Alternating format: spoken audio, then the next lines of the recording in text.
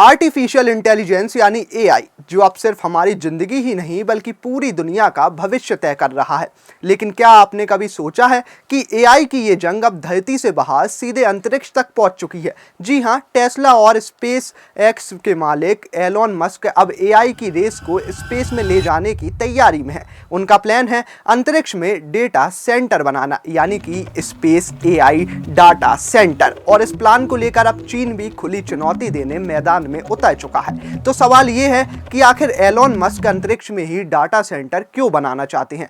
क्या ये वाकई संभव है और इस रेस में कौन आगे है? आइए इसे समझते हैं विस्तार से। सबसे पहले समझते हैं कि स्पेस बेस्ड डाटा सेंटर आखिर होता क्या है। दरअसल एलोन मस्क का आइडिया है कि सैकड़ों नहीं बल्कि हजारों सोलर पावर्ड सैटेलाइट्स को पृथ्वी की कक्षा में तैनात करना।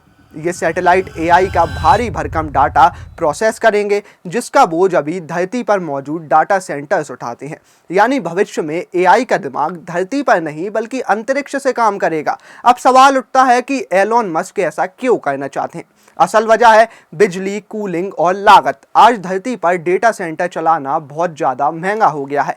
एआई को चलाने के लिए बहुत ज़्यादा बिजली चाहिए और उससे भी बड़ी समस्या है कूलिंग। लेकिन अंतरिक्ष में ये समस्या खुद ब खुद खत्म हो जाती है। वहाँ तापमान बेहद कम होता है और सूरज की रोशनी लगभग लगातार मिलती रहती है। एलोन मस्क का दावा है कि अगले 2 से 3 साल में स्पेस में सोलर पावर्ड डेटा सेंटर धरती से सस्ता और ज़्यादा टिकाऊ हो सकता है। यही नहीं, स्पेस एक्स की संभावित आईपीओ से मिलने वाला पैसा इसी मिशन में लगाने की चर्चा भी है। हालांकि ये सपना आसान नहीं है, क्योंकि स्पेस एक्सपर्ट्स की माने तो स्पेस में डाटा सेंटर बनाना कई बड़ी चुनौतियों से भरा हुआ है, जैसे अंतरिक्ष में घूमता खतरनाक मलबा, कॉस्मिक रेडिएशन जो हार्डवेयर को खराब कर सकते हैं, और सबसे बड़ी बात लॉन्च की। फिलहाल ये आइडिया शुरुआती स्टेज में है, लेकिन उम्मीद जताई जा रही है कि 2027-28 तक छोटे स्तर पर इसका टेस्ट किया जा सकता है। और अगर सब कुछ सही रहा तो 2030 के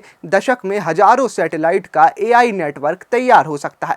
हालांकि एलोन मस्क इस रेस में अकेले नहीं हैं। जेफ बेजोस की कंपनी ब्लू ओरिजिन पहले ही स्पेस बेस्ड डाटा सेंटर पर काम कर रही है। गूगल का प्रोजेक्ट सनकैचर सोलर पावर्ड सैटेलाइट से एआई कंप्यूटिंग पर रिसर्च कर रहा है। वहीं Nvidia supported star Claude AI chip वाला सैटेलाइट लॉन्च कर टेस्टिंग भी शुरू कर चुका है। लेकिन सबसे बड़ा ट्विस्ट आता है, और वो ट्विस्ट है चीन की एंट्री।